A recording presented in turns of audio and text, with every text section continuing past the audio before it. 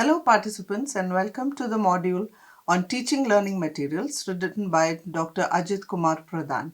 This module will help you to understand the principles of materials development in language teaching, evaluate existing language teaching materials using a standardized checklist, assess existing language teaching materials, and adapt electronic materials to enhance basic language skills. We begin the module with a discussion of some of the key concepts in language teaching and learning. As teachers, we all know that language teaching materials play a very significant role in English language teaching.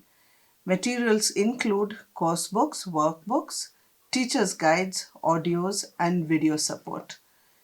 Given all these wide range of materials, teachers often have to choose materials that are appropriate to the needs of their learners. To do this effectively, teachers must also know how to evaluate teaching materials. Today I have with me my colleague Vijaya. Welcome, Vijaya, to discuss with us some of the issues in the development of teaching materials. I was wondering, Gayatri, when you told me about this topic, uh, usually our Indian classrooms are very heterogeneous and we have different proficiency levels in our classrooms. So, do you think that materials, textbooks, for instance, created for one group will address everyone's needs? That's a little tough to answer with just one answer because you've pointed out that the classes are heterogeneous. Theoretically, it should be possible to use the same materials for all groups of learners. But then again, since our groups are so different in terms of proficiency levels, it's not like a free size t shirt, if I can use that analogy. It's not a one size fits all. But then again, the practical reality is that you cannot adapt materials for every group of learners that you have in your classroom. So the only thing we can do then is, take a standard population that we have in mind, an average level of proficiency or a mid level of proficiency that we have in mind, and create materials for that group of learners and perhaps supplement so that we can meet the needs of higher proficiency and lower proficiency learners. Right. In fact, there are situations when we have to improvise, and there might be a group of learners whose proficiency levels are not at par with the rest of the group. So, we often use supplementary materials like reading cards and things like that with them. So, as someone who's developed teaching learning materials and always written textbooks as well and teaching learning materials, what are some of the principles that you keep in mind when you develop materials?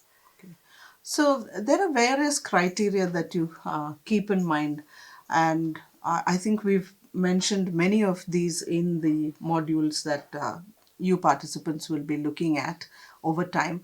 But I thought we should discuss at least three of them, which I think are the most important. And the first is that there should be a wide range of materials, materials that create uh, interest, for example, materials that cater to the needs of the learners, something that engages them. So, let's say stories, for instance, which have universal themes and universal appeal. So, anything that would interest your learners and keep them absorbed. So, that for me would be the first criteria, I In think. fact, I think our experience, if you look at your experience and mine, shows us, especially with teenage learners, they tend to rather enjoy psychological themes. You're right. I think we've done a whole lesson with Dr. Jekyll and Mr. Hyde, where we had students working on a text of that nature. So I think that brings me to the second point, the use of authentic materials. And as somebody who has used authentic materials a great deal, what are your thoughts on the subject? Well, I think authentic materials are rather significant in a language classroom because they they're a medium of bringing real life to a classroom. Yeah. So for instance, something like a brochure or a railway announcement or a chat at a party. These are some of the things that that are ways of bringing in actual discourse, real life discourse to classroom, which otherwise is not easy to create in a So would you classroom. say that you could use posters and film clips and cartoons and things like that in the classroom? Because that is Definitely. also authentic. Definitely. In fact, some of the things I use in my own classrooms are, forms that you have to fill in Fill everyday in. life, or brochures of programs or seminars, or tickets, because tickets are things that we buy and read in everyday life. In fact, I think I've used a poster with spices, all the spices on it, and that has generated an enormous amount of conversation in my classroom. Simply because students know these spices either in their own languages and then they learn the English words. In fact, I myself learned the English words for a number of spices when I taught them that. In fact, I think you're talking about the Kerala tourism ad, Absolutely, yeah, yeah, which is a right. visual which is constructed with spices. Spices, yeah. So you have different spices to create a sort of a scenic representation of what Kerala looks like, Yeah, so the you have a natural beauty. landscape which is which constitutes of cardamom, cinnamon, All the bay spices, leaf. bay leaves, uh, gooseberry, and Right. curry leaves, and things like that. Okay, so the other thing that it also helps with, I think, is that it brings in the learner's own culture, gives them a sense of ownership of the materials, and they're able to identify with these things. So that adds to the interest, and I think that whole sense of inclusion, that nothing that you bring to the classroom is not valid. I think that's very important for learners. They kind of feel wanted, their identities are valued, and I think that's a very important factor in learning as well. I'm sure you will agree that that makes them want to learn more when your own experiences are valued. Especially because, a piece of their life becomes a part of the class Exactly. when you bring realia or authentic materials to class.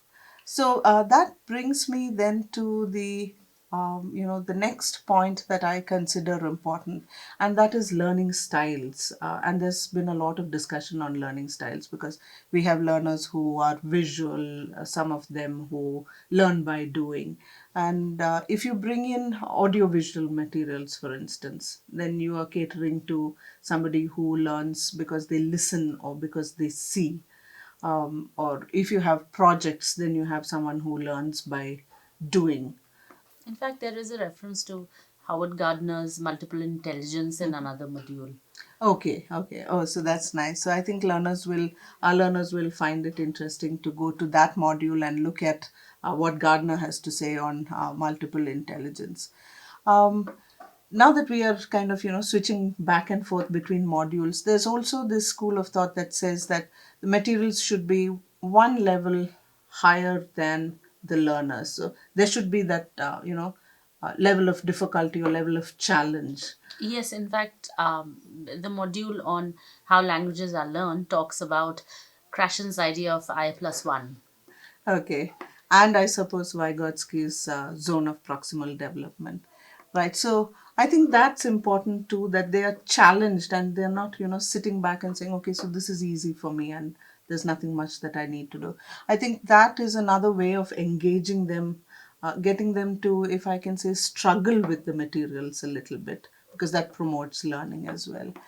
Um, all right, so let's go to the next part, which is the criteria that go into developing materials, and how do you decide on which course book or which set of materials you should use?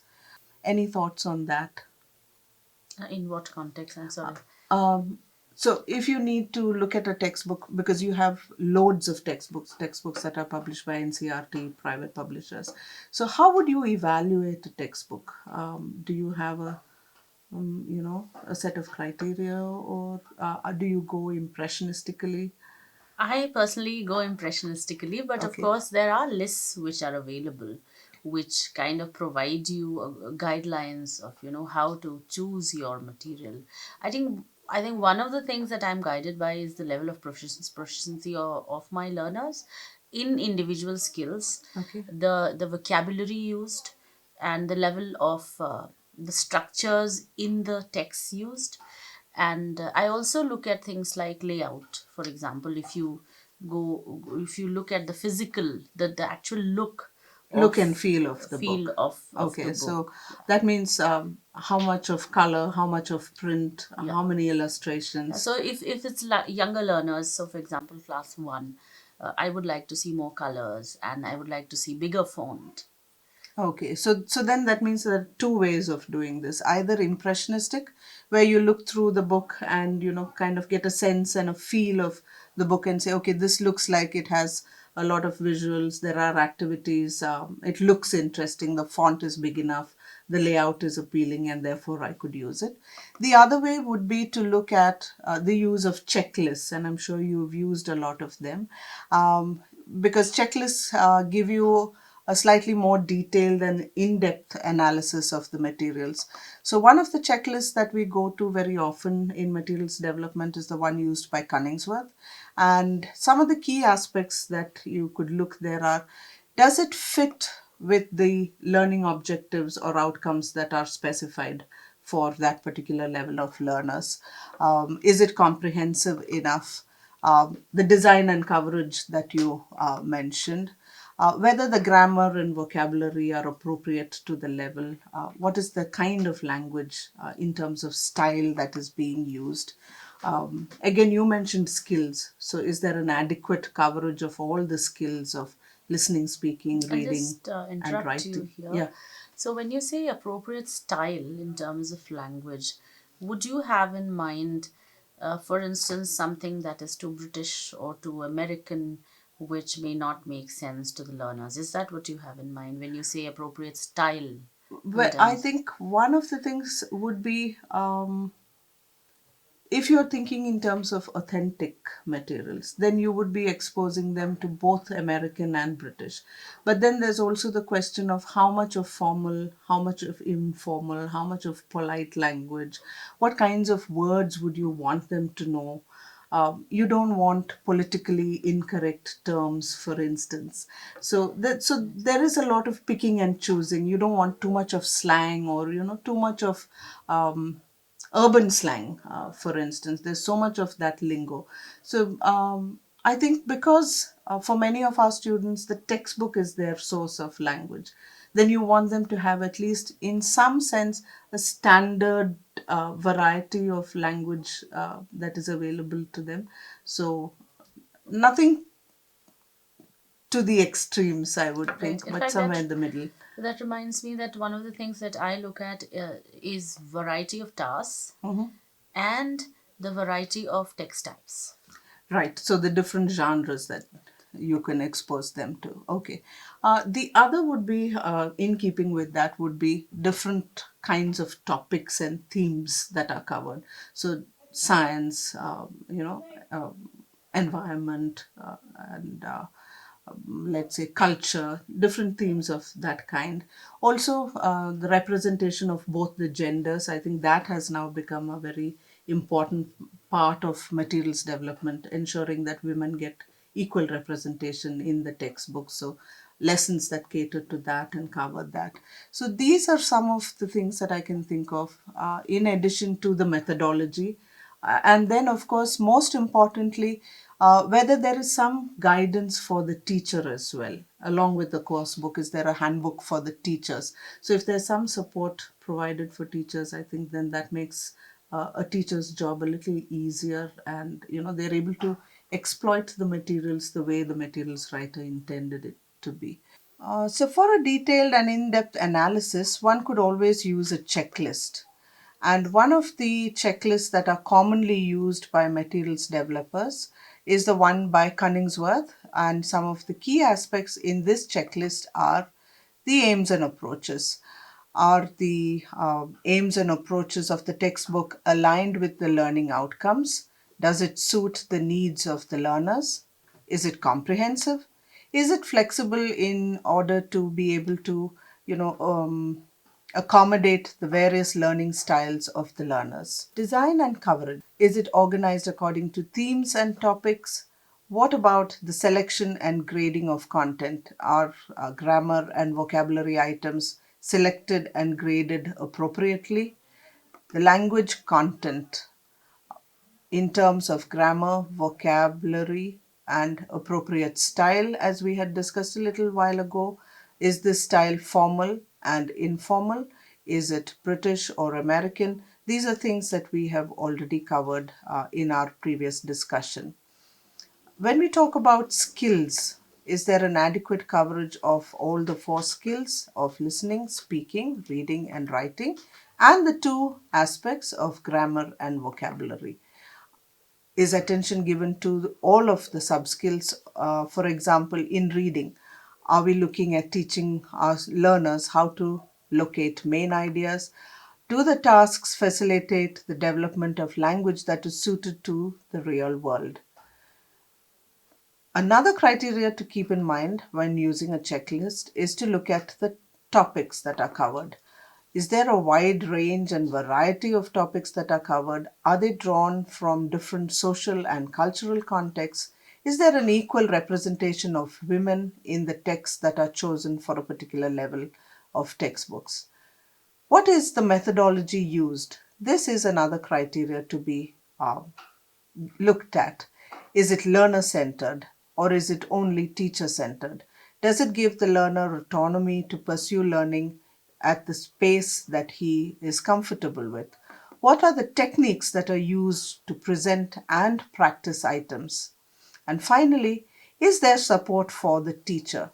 Are there instructions and guidelines for the teacher, either in the textbook or as a separate handbook that helps them and gives them guidance in the conduct of activities? Though we have discussed them here in brief, you will find that all of this has been discussed in detail in the module, and these are principles that we must keep in mind when we choose textbooks. So, along with our impressionistic evaluation of materials, it would be far more fruitful if we used a checklist to see whether the materials are appropriate for our own learners. So I think all of this has been discussed in detail in the module. Do go through it. And to do a quick review of what we have just discussed, today we looked at the principles to be borne in mind while developing materials, deciding how to choose materials or textbooks for use in the classroom, as well as how we can use checklists to evaluate materials. In the next part of this module, we will discuss materials that can be used to teach the different skills. Thank you, Vijaya, for joining me here today, and see you again in the second part of this module. Thank you.